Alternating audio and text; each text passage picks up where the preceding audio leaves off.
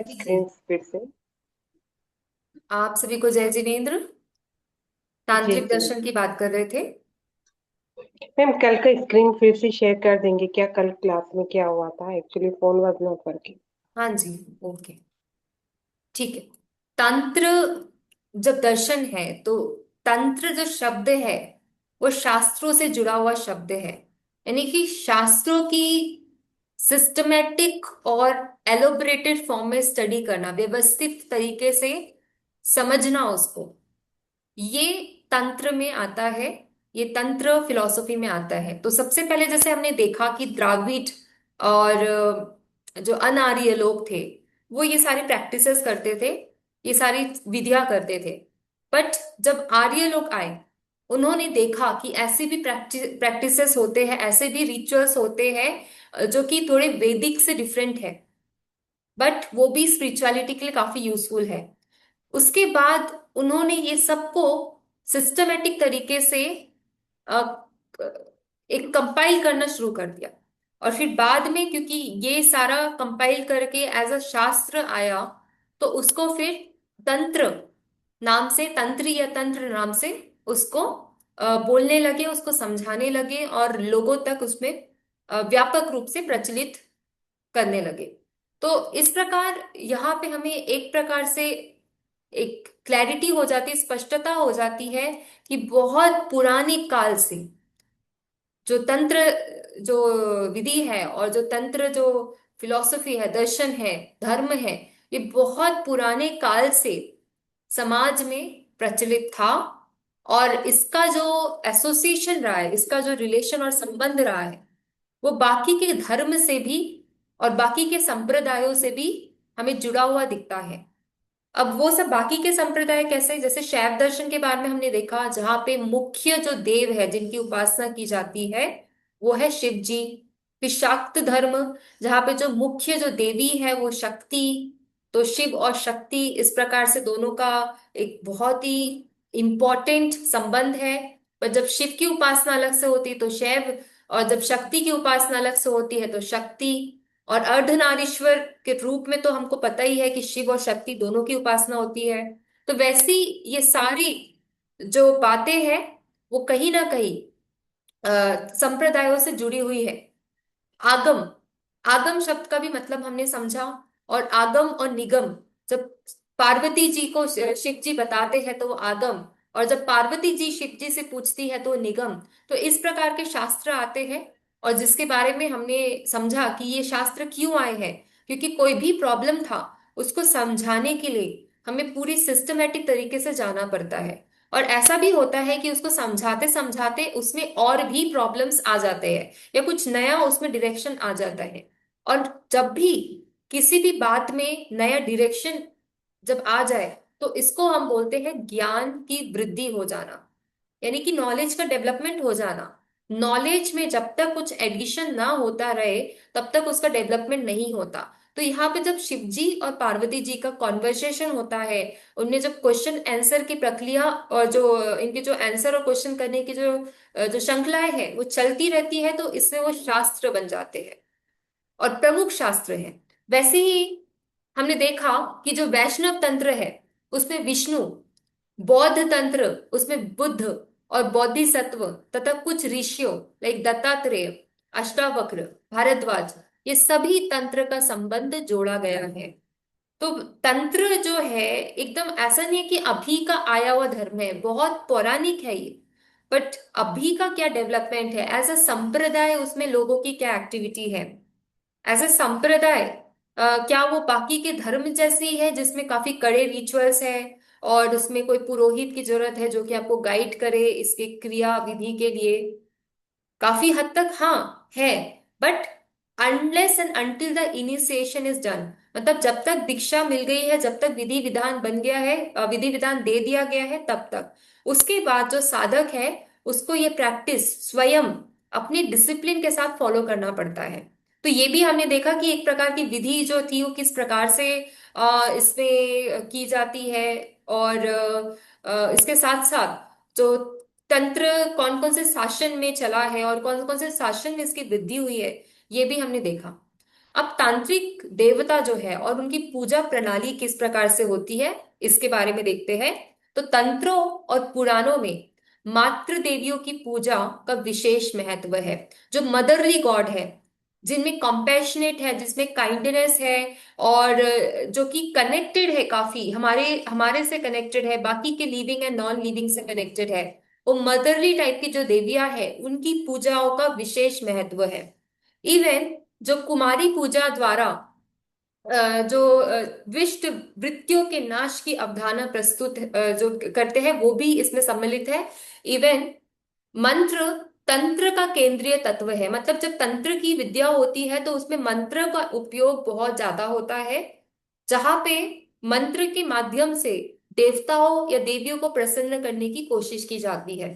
तो यहाँ पे जो सबसे जो इम्पोर्टेंट बात है वो यही है कि मंत्र जो मंत्र है वो तंत्र का केंद्रीय तत्व है, जिसमें देवता के नाम, अर्पण की सामग्री और विशिष्ट क्रियाएं सम्मिलित होती है।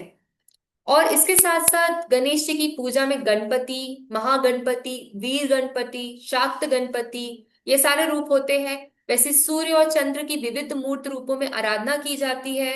शिव की पूजा क्षेत्रपाल, भैरव, महाकाल आदि रूपों में काली के साथ संयुक्त रूप से होती है।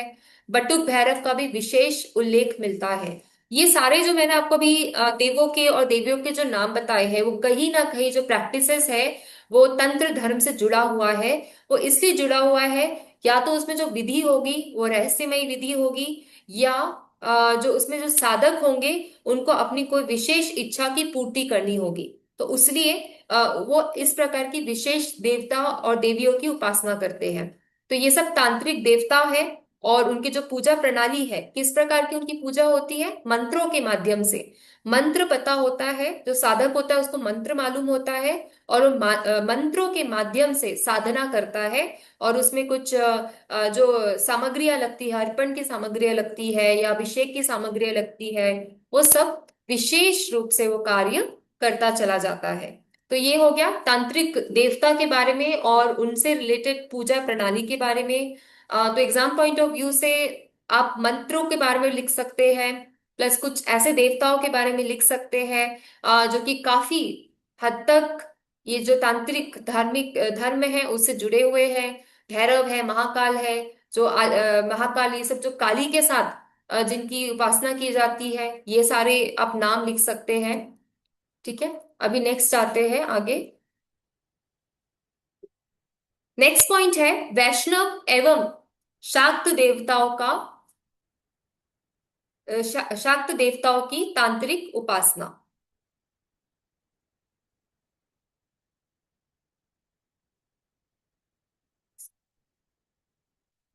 हाँ, ओके। सो तांत्रिक जो परंपरा है उसमें वैष्णव देवताओं के रूप में लक्ष्मी, वासुदेव, हरिहर, दधि वाहन, हयग्रीव और गोपाल, इनकी पूजा का उल्लेख मिलता है। तो ये सारे देव और देवी कहीं ना कहीं आपने इनके नाम सुने होंगे। अभी जब देव और देवियों के इतने नामों के साथ उनकी जब पूजा की बात हो रही है, तो ये सब उनके सगुण, यानी उनके गुणों को जो नाम दिया गया है उसके माध्यम से बताया जा रहा है।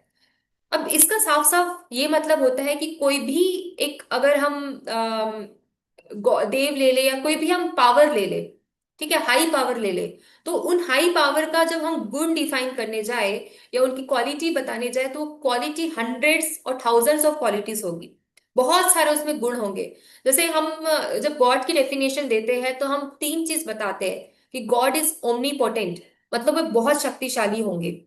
ओमनीसेंट, यानी कि उनको सब ज्ञात होगा, सब सब कुछ उनको पता होगा, है ना। हम बोलते हैं ना कि God is omnipotent, God is omniscient, and God is like सब जगह आपको मिल जाएंगे, एवरीवेयर ओमनी प्रेजेंट बोलते हैं, सब जगह वो प्रेजेंट होंगे। तो मैंने क्या बात किया, गॉड के गुणों की बात की। और वैसे ही जब मैं यहाँ पे देवी और देवताओं की बात कर रही हूँ और इतने सारे देवी देवताओं का रेफरेंस दे रही हूँ, तो that is all based on the गुण, उनके गुणों की। जैसे लक्ष्मी देवी है, जो उनको बोलते हैं कि प्रॉस्पेरिटी, उनसे वो कनेक्टेड है। तो इस प्रकार से यहाँ पे जो भी देवताओं या देवियों की बात होती है, वो कहीं ना कहीं तांत्रिक परंपरा में भी ये सारी चीजें और देवी देवताओं का जो वर्णन है वो देखने को मिलता है। ठीक है। अब नेक्स्ट पॉइंट ये है कि जो शाक्त देवता है उसमें विद्या, नित्य और महाविद्याओं का विशेष वर्णन है। तो शाक्त देवी देवता है उसमें विद्या यानी नॉलेज, नित्य यानी इटर्नैलिटी और महाविद्याओं, ये सब का विशेष वर्णन है।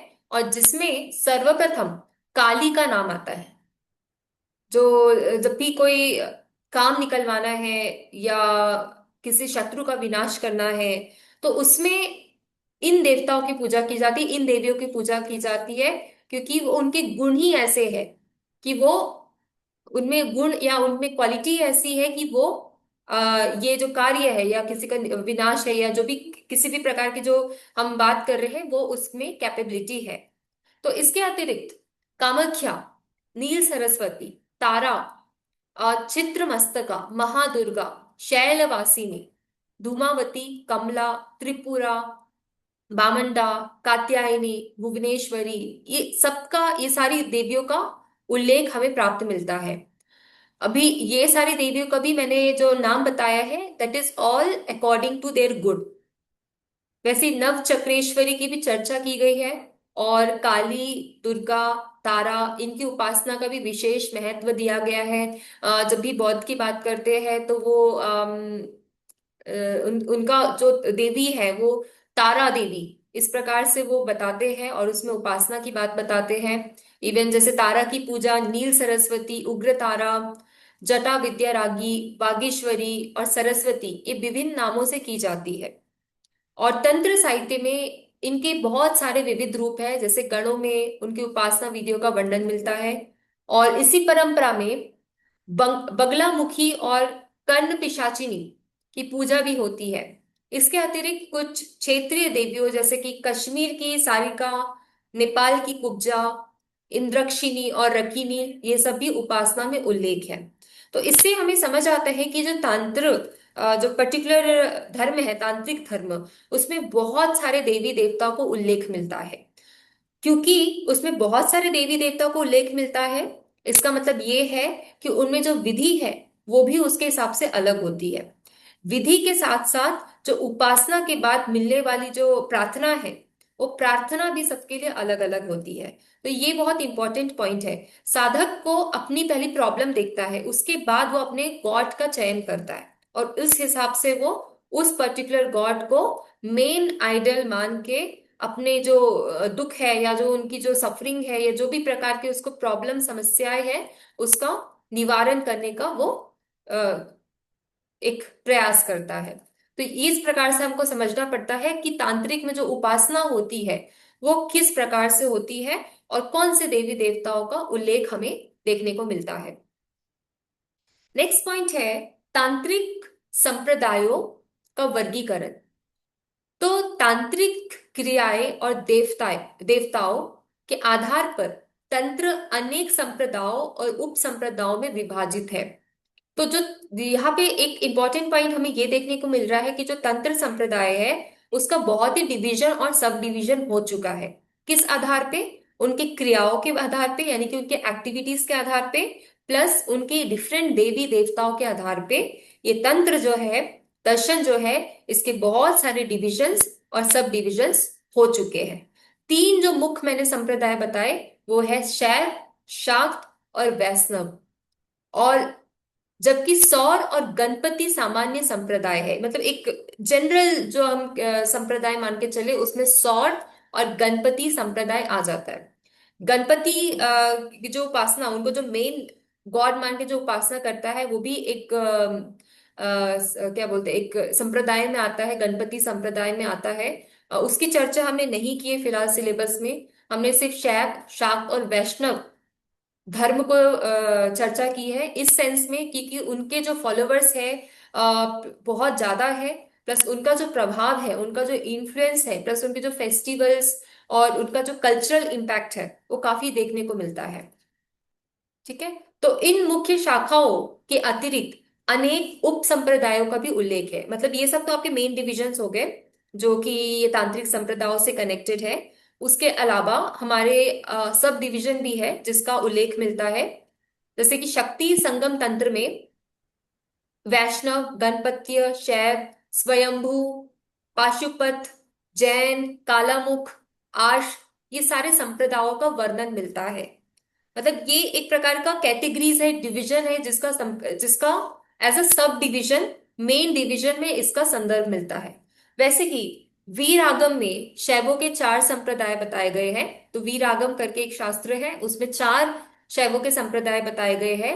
सबसे पहला जो है वो सामान्य शैव, दूसरा जो है वो है पूर्व शैव, थर्ड जो है वो है मिश्र शैव, और फोर्थ जो है वो है शुद्ध शैव। तो ये प्रकार का डिवीजन हमको देखने को मिलता है।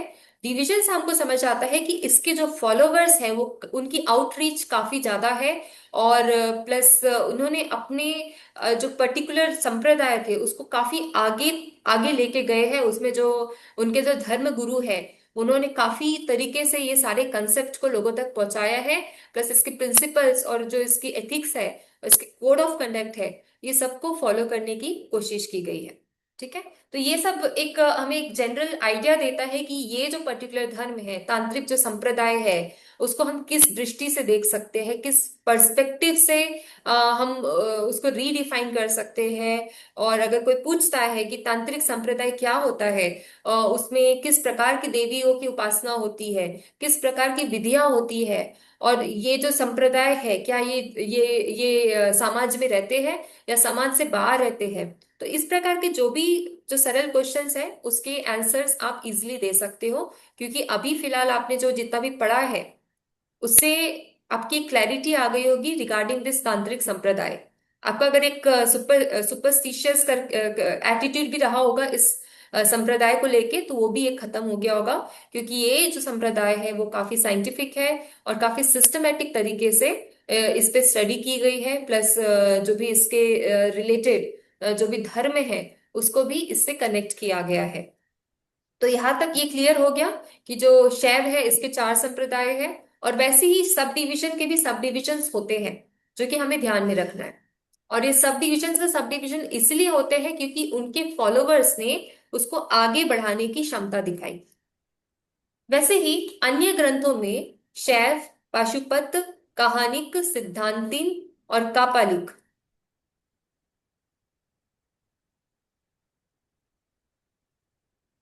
ओके।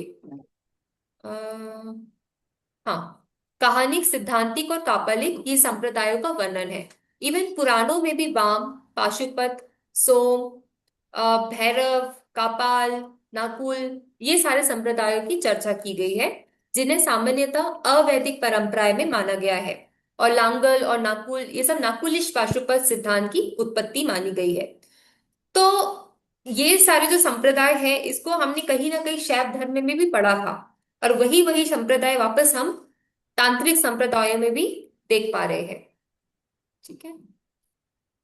क्योंकि मैम शैव भी एक टाइप का तांत्रिक। तांत्रिक है। हाँ। और मैम ये जो पॉइंट आप बोल रहे थे that do they live in society, they do know, अभी तो मतलब रहते वो हैं, फिलहाल रहते हैं। जब बहुत पहले जो एकदम कोर प्रैक्टिशनर्स की बात करें तो वो नहीं रहते।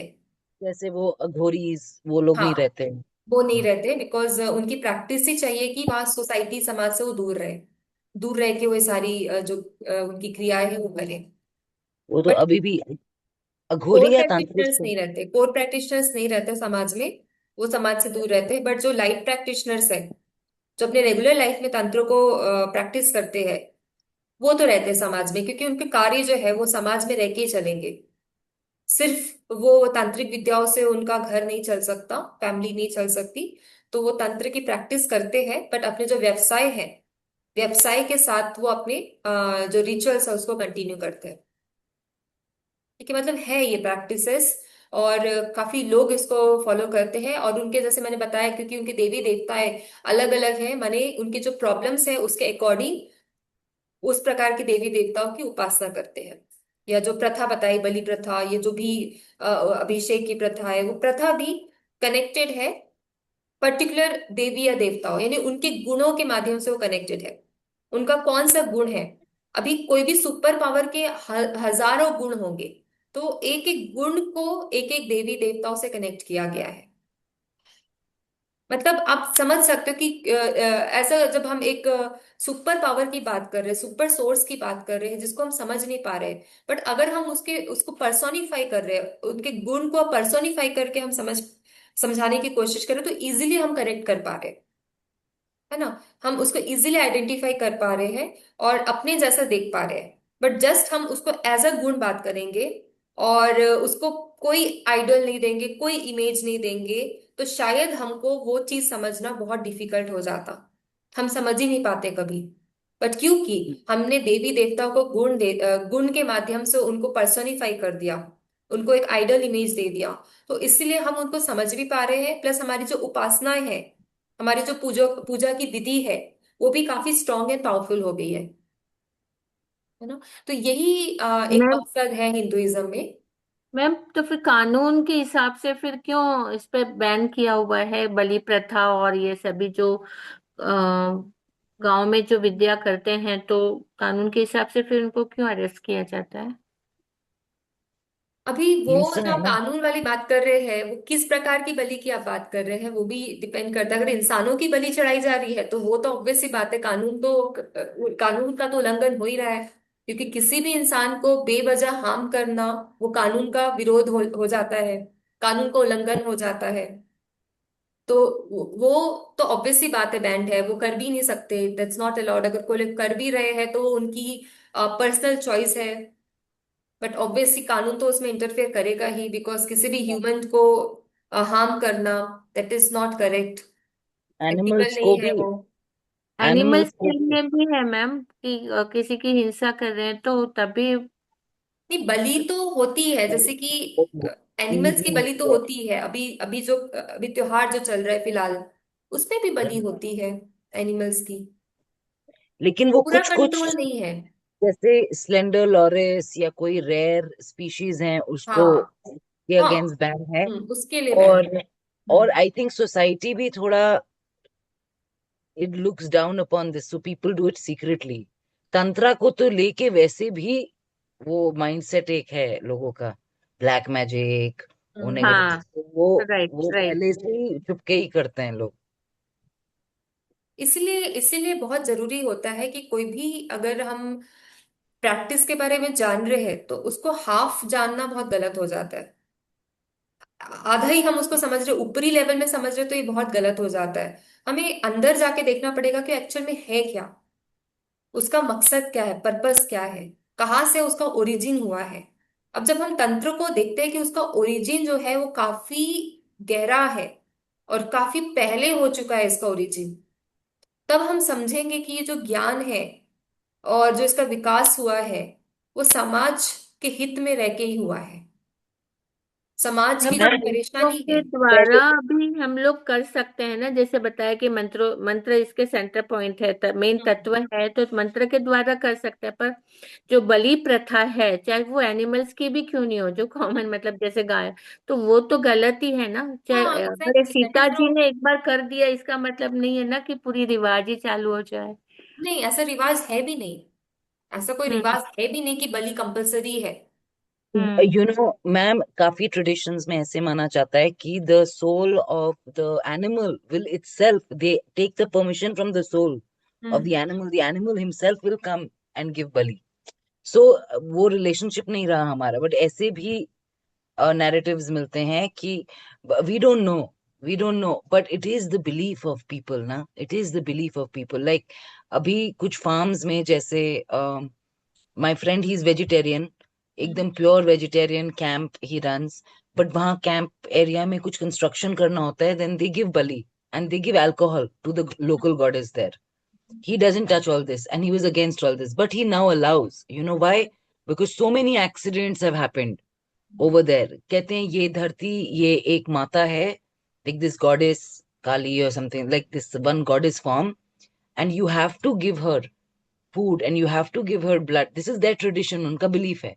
अगर blood नहीं दोगे तो वो हमारा blood लेगी फिर. और उसके बाद से कंस्ट्रक्शन वर्कर्स का डेथ होना बंद हो गया वहां. वो बिलीफ है, चाहे कोइंसिडेंस हो. तो हम्म। आई थिंक वैसे ही ये रिचुअल्स चलती जा रही हैं, and a lot of people are in a detached way saying, हाँ ठीक है कर लो आप. I don't have to be so affected, but if that is the ritual. That is true. Belief क्या है? It is ultimately what we see, what seems to be true. जो हमें दिखता है, मतलब जो हमें लगता है कि ट्रू है, that is called belief, but it is not actually true ना। उसको साइंटिफिकली देखा जाए, एनालाइज किया जाए, तब हमें समझ आता है कि उसका क्या रीजन है। बहुत चीजें साइंटिफिक होती है एंड बहुत चीजें non scientific, as an additional part of scientific, मतलब as a by product of scientific वो आ जाती है। जैसे एग्जाम्पल है कि पीपल का पेड़ है, उसके उसके आसपास ऐसे धागा बांधना, एंड वो सिंबॉलिक है, उसका डीपर मीनिंग है, उसके पीछे साइंस है। या बट ठीक है उसको, वो साइड, हाँ। मतलब जब धागा बांध रहे हो तो उसका भी एक समय होता है ना, एक टाइम होता है। और आप कभी भी जाके बांध रहे हो तो दैट इज नॉट साइंटिफिक। मतलब दैट इज कि लाइक आप बस प्रैक्टिस के लिए, you are just following practice, है ना।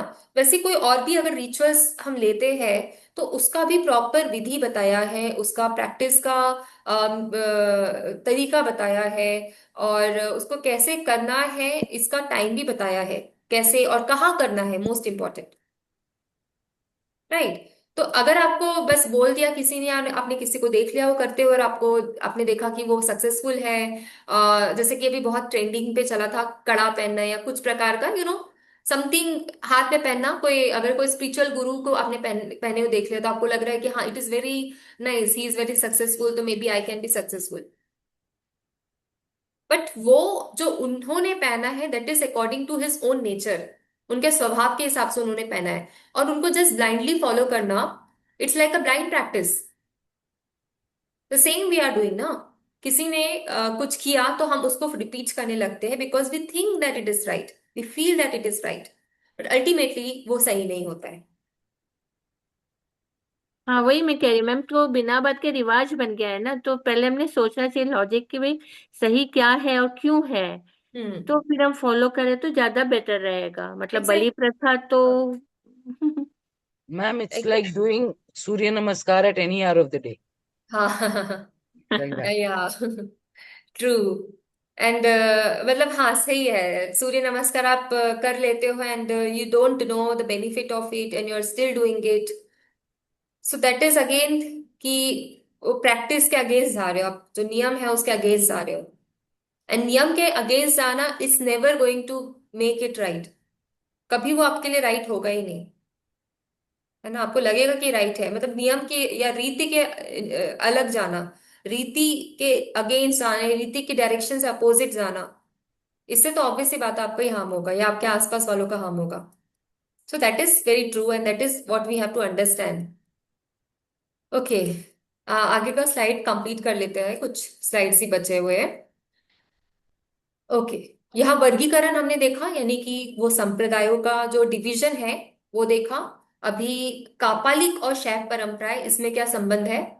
तो जो कापालिक संप्रदाय के साधक है वह 6 मुख्य मुद्राओं और 2 उप मुद्राओं के ज्ञाता माने जाते हैं। जैसे कि वे गले, कान, सिर पर भस्म, जनेऊ और मुंडमाला जैसे 4 आभूषण धारण करते हैं, और ये कपाल में सूरा पीते हैं और मानव अस्थियों की माला पहनते हैं। तो शैव संप्रदायों में कश्मीर का प्रत्याभिज्ञा दर्शन, यानी कि जो कॉग्नाइज करते हैं, चीजों को समझते हैं, सिद्धांत आगम जो प्रिंसिपल के बेस में बेस्ड है, लिंगायत और वीरशैव, ये सब परंपरा विशेष व महत्व रखती है। और इन संप्रदायों के दर्शन और कर्मकांड भिन्न भिन्न है, मतलब इसकी फिलॉसफी भी अलग है, प्लस इसका जो रिचुअल्स है वो भी अलग है, तथा इनके अनुयायी प्रायः लिंग धारण करते हैं। ठीक है, तो ये एक कापालिक और शैव परंपरा के बीच में जो संबंध है, प्लस उसके बीच में क्या भिन्नता है, ये समझ आया कि कापालिक शैव जो है, उनका जो धारण करने का आभूषण है वो अलग है। जो शैव परंपराएं है उनका दर्शन अलग है, उनका जो कर्म कांड है वो भी अलग है।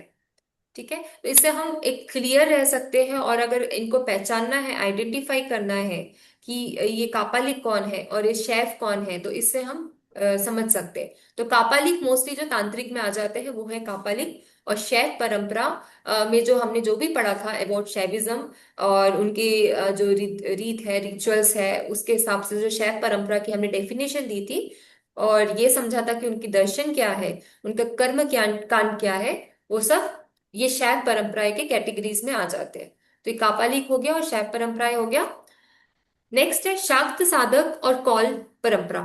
तो शक्ति के साधकों को वीर, पशु, दक्षिण, वाम, चीन, कौल और श्याम, ये सब आदि श्रेणियों में विभाजित किया गया है। तंत्र में पशु पूजा सामान्यतः नहीं होती।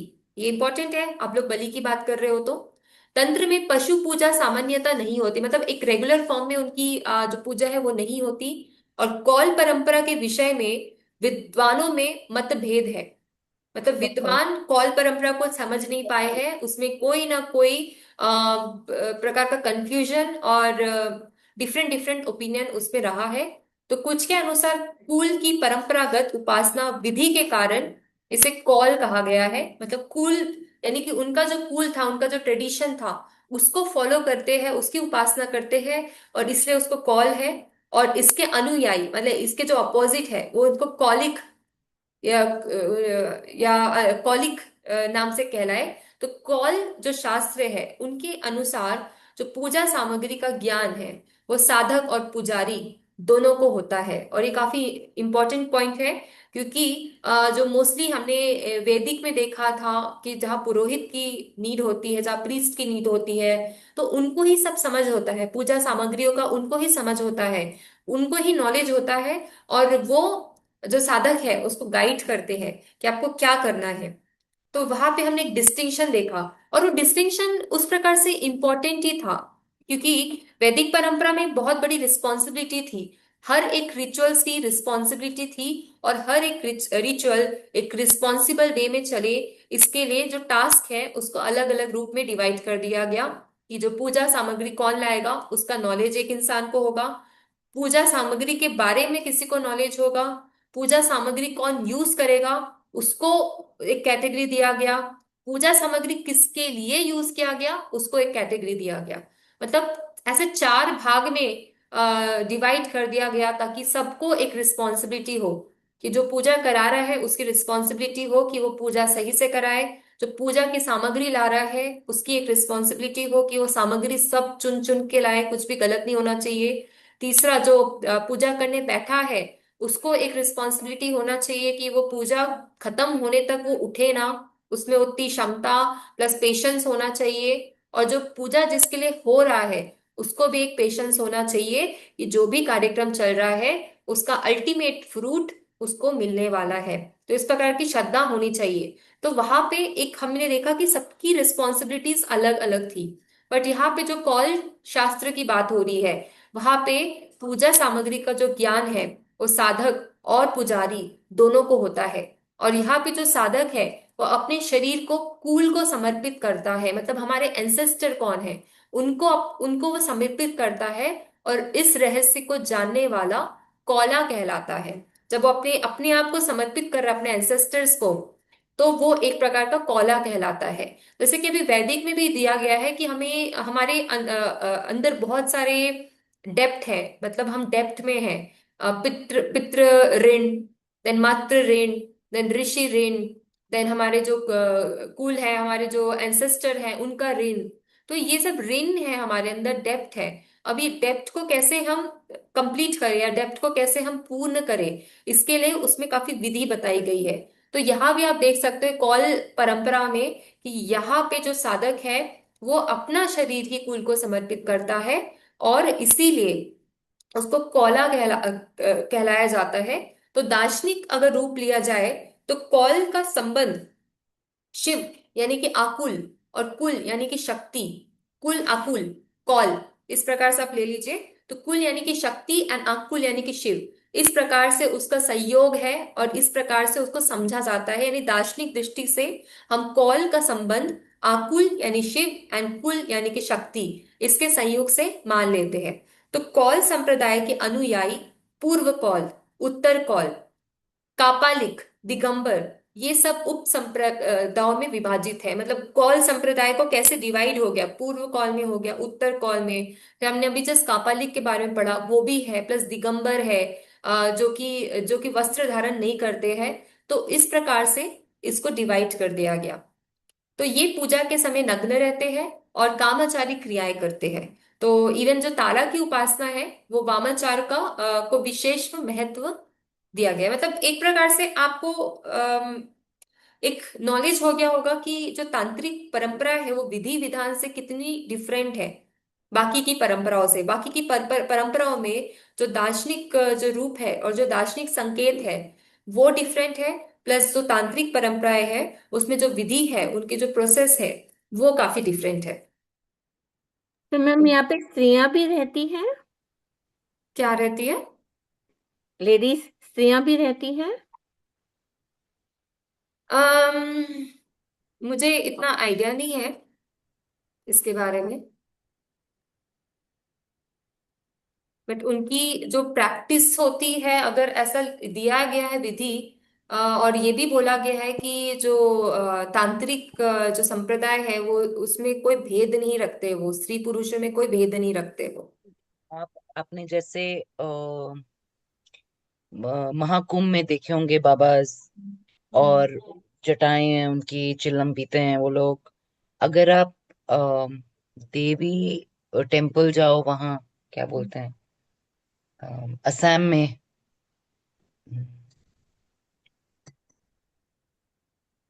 अरे it's it's a very popular Devi temple. वहां पे you will find women also with dreadlocks, ऐसे ही मतलब माला पहना हुआ। हम्म और टेम्पल के बीच में सैक्रिफाइस होती हैं तो ब्लड वर्ड आपको दिखता है। हम्म और कामुख्या, कामुख्या टेम्पल। कामाख्या, हाँ हाँ। क्या टेम्पल, हाँ।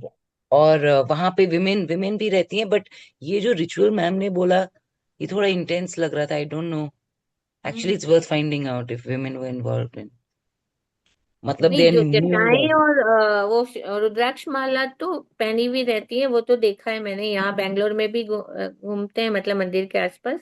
बट जो ये बताया है कौल और कापालिक वाला, तो उनकी जो क्रिया बता रहे हैं, तो इसलिए पूछा मैंने कि लेडीज भी रहती हैं क्या, मतलब ये सब जो क्रिया करते हैं तो लेडीज को है क्या अलाउड? कहते होंगे, क्योंकि उन तांत्रिक में ऐसा कोई भेद नहीं है कि इनको ही, पुरुष को ही अलाउ है, लेडीज को अलाउ नहीं है, ऐसा कोई भेद नहीं है उनमें। वो सबको एक इक्वल चांस देते हैं कि आप अपनी प्रैक्टिस कर सकते हो। बट अगर वैसी प्रैक्टिस हो रही है, मतलब ये कोर प्रैक्टिस, तो ऑब्वियस सी बात है वो समाज में नहीं होगी, वो समाज के बाहर ही होती होगी। हम्म। जो कि हमें वैसे भी उसका मालूम नहीं है, क्योंकि हम तो समाज में रहते हैं। राइट। नहीं, वो जो लास्ट वाला सेंटेंस है ना, इसलिए मैंने पूछा कि मतलब कैसे पॉसिबल है वो। अच्छा, नहीं होता है, ऐसी पॉसिबिलिटीज है। ओके। हाँ, एक दो स्लाइड है उसको खत्म करते हैं। महाआचार, पांचरात्र और तांत्रिक कर्मकांड।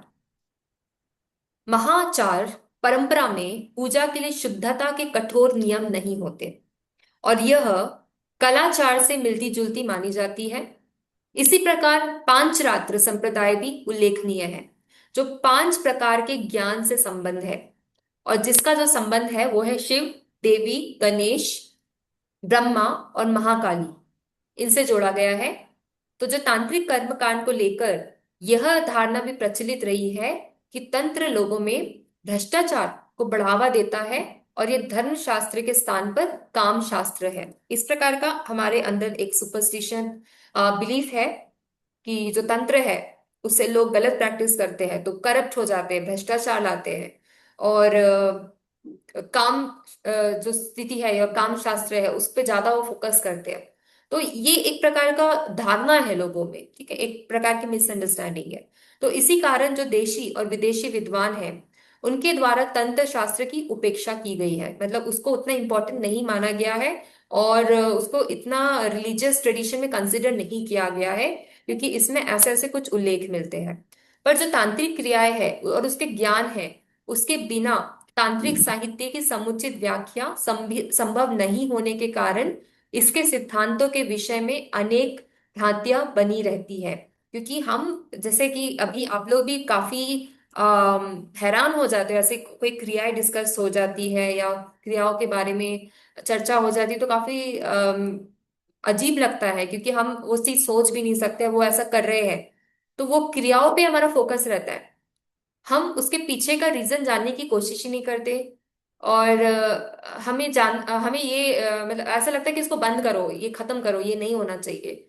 हम ये नहीं सोचते कि उसके पीछे क्या कोई रीजन है, उसके पीछे कोई फिलॉसफी है, कोई दर्शन है जिसको हम मिस कर रहे हैं, ये हम नहीं जानते हैं। और इसी वजह से ये जो पर्टिकुलर ट्रेडिशन है, ये लोगों में आज भी एज अ भ्रम रहा है और एज अ गलत ट्रेडिशन रहा है। तो वो गलत जो ट्रेडिशन है वो एक्चुअल में गलत नहीं है, उसको शायद हमने समझने में गलती कर दी है।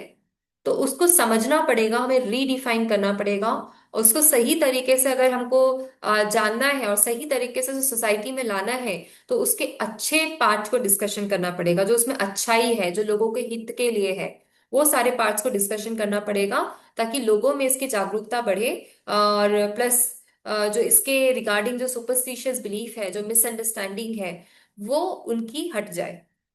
तो इसलिए हमको वास्तविक जो उद्देश्य है और उसका जो अनुशासन है, वो जानना पड़ेगा। तो गहन अध्ययन से यह स्पष्ट होता है कि तंत्र का उद्देश्य व्यक्तिगत आत्मा को परमात्मा से जोड़ना है।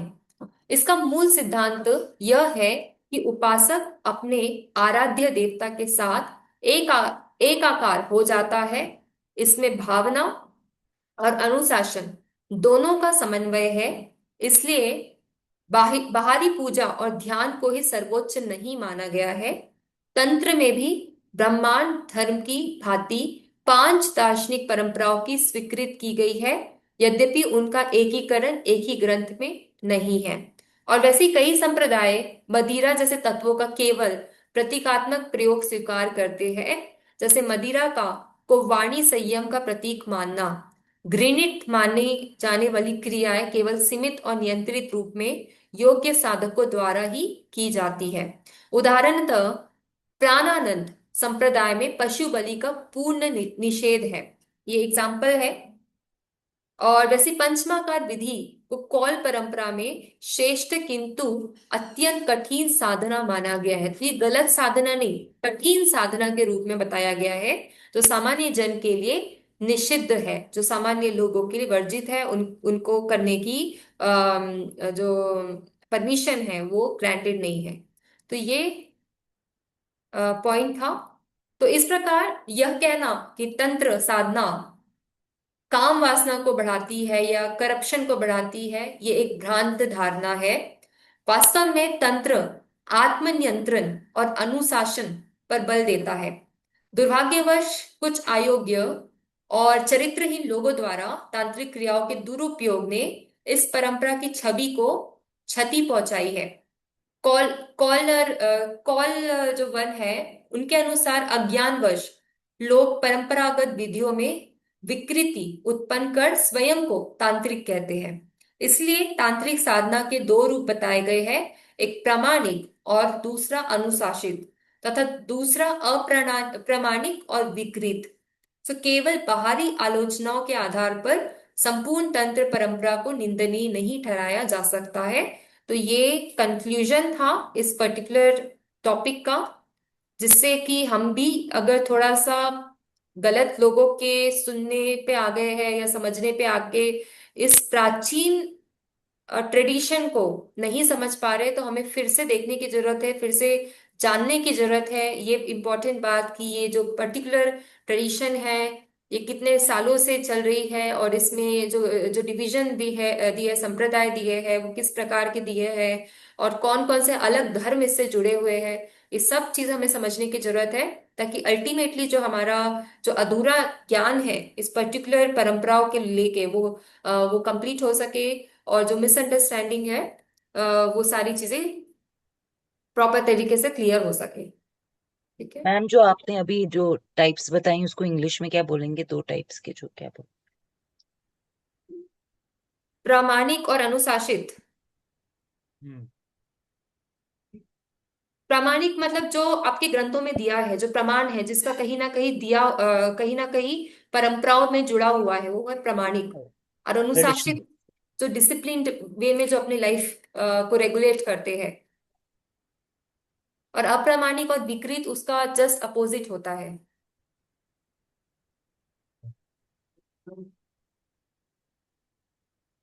Okay ma'am. ठीक है, क्लियर है।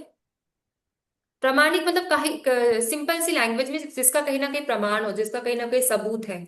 जैसे कि मैंने इतने सारे शास्त्र बताए, इतने सारे आपको लिटरेचर बताए, कहीं ना कहीं उसका सोर्स दिया हुआ है, कोई विधि का कहीं ना कहीं सोर्स दिया हुआ है, तो वो है प्रमाणित। और जिसको उसका अपोजिट जो कहीं दिया ही नहीं शास्त्र में, लोग अपनी ही मर्जी से कर रहे हैं, तो वो विकृत हो गया, जो हम नहीं मान के चल सकते। ठीक है, तो इसलिए हमें मैम पेजेस टर्न कई बार करके पहले होता है देख। ना कि हम उसका गलत मीनिंग भी निकाल लेते हैं, जैसे हाँ, एग्जैक्टली। अज अज मतलब चावल भी होते हैं और अज मतलब बकरी भी होती है। तो हम्म। अगर जैसे पहले किसी ने कहा होगा कि अज अर्पण करेंगे मतलब चावल अर्पण करेंगे, पर उसकी जगह पे उन्होंने अज की जगह पर बकरी ले ली, बकरा बकरी मतलब वो गोट ले लिया कि वो अर्पण करेंगे। तो इस तरीके से भी गलत मीनिंग के कारण गलत ही पूरी धारणा चली आती है। तो वो चावल चढ़ाने के बजाय बकरी की बलि देने And लगे। actually, the interesting thing is when I had learned about Jainism, for me it was Mahavir, right? So Mahavir was against all this because in that time sacrifices were very common. हम्म। और वो इसके against थे, लेकिन इतना तो certain है कि हमारे ट्रेडिशन में ह्यूमन एंड एनिमल सैक्रिफाइसेस तो होती थी बिग टाइम। एंड वो वैदिक परंपरा के पार्ट में आयुर्वेदिक रेसिपीज अगर आप ट्रेडिशनली देखो, there are certain types of chicken that is used in medical preparation. So it has been going on for a long time, but from where it has been recorded, we had the Jains and actually amongst the Shramans, it was the Mahavir's lineage that was against this sacrifices and all that. या very true. And ये जो आपने And Ayurveda का बताया वो भी एकदम it's very true that we. and ma'am, also this thing about abuse and sexual intercourse and all that in Tantra, I learned that when we talk about the when this understanding of all the chakras, so the root chakra is actually everything is sexual energy, is what they're saying. So वहीं से raise होता है, यही होता है कि it's like the bus stand, हम वहीं पे रुक जाते हैं, ठीक है, but it's actually just a starting point, and then there is descending energy with that inverted triangle, and then an ascending energy. So the rebirth and having a child is a descending energy and release, because it requires it to release. But in Tantra, you don't release. You don't, it's a very different kind of, there's an ascending, even for men and women, there's an ascending experience, which the idea is that it'll go beyond this and connect you to the the highest power, and that is your potential, as potential. But this like we mentioned, even in Vigyan Bhairav Tantra, there are 4-5 exercises that require, but there are only 4-5.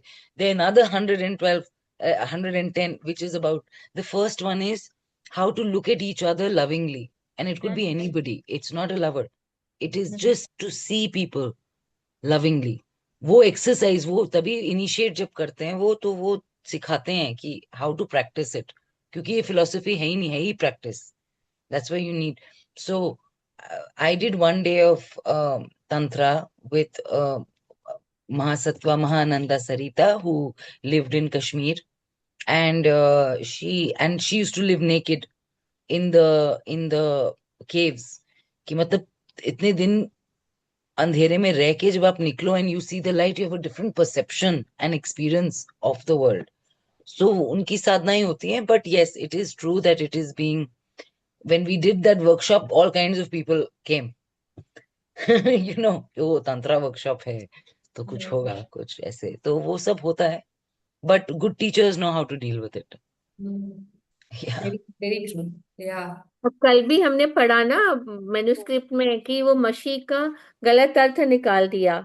मशी का मतलब होता है दाल, उड़द की दाल, और वो गलत अर्थ निकल जाता है। तो नहीं, जो समझने वाले होते हैं तो वो गलत अर्थ से ही चालू कर देते हैं वो।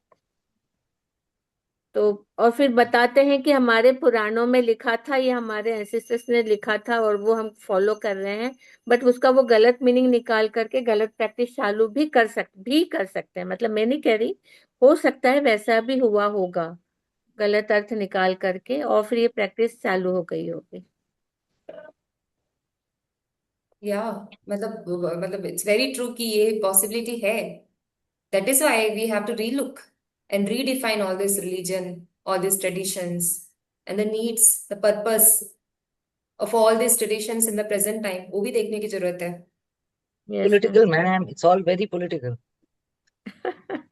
हाँ, we can not separate actually ना, पॉलिटिक्स को तो हम सेपरेट नहीं कर सकते हैं. It is Organized everywhere. religion का एजेंडा ही वही था. हाँ, everywhere we can not separate it, but या रीडिफाइन करके अगर वहां पे कुछ प्रोग्रेस होता है तो it is always good for that sector also. बिल्कुल बिल्कुल. All right, let us wind this up Thank you, ma'am. with this particular tradition. Next session, we will start with something new. कुछ नया topic लेकर शुरू करते हैं. And very soon you will get to know कि क्या नया आने वाला है सिलेबस में. जो आपको भेजा था उससे क्या नया डाला गया है. You will get to see it very soon. Okay. हाँ, जो राष्ट्रन वगैरह डालना चाहिए थोड़ा. ओके. हम्म. जो राष्ट्रन is a popular one also, but we don't know much about it. या एग्जैक्टली बहुत मतलब उसके उससे आपको रिलेटेड सोर्सेस Zionism मिलना भी डालना काफी चाहिए. डिफिकल्ट हो जाता है. काफी रेलेवेंट है जायनिस्ट के बारे में बात करना. हाँ, ये जो नहीं इजराइल करेंगे में ना, वो हो रहा है ना हमारे यूनिट में है, लास्ट लास्ट मॉड्यूल में रहेगा वो. We will talk about it. है about इजराइल एंड पैलेस्टीन. इतना डीप तो नहीं जाएंगे, पॉलिटिक्स पॉलिटिकल हो जाएगा, बट हाँ रिलीजियस कॉन्टेक्स्ट में वी विल डिस्कस. ओके. चलिए, जय okay ma'am. Jinendra. Thank you. जय okay. Shri Ram. Thank you ma'am.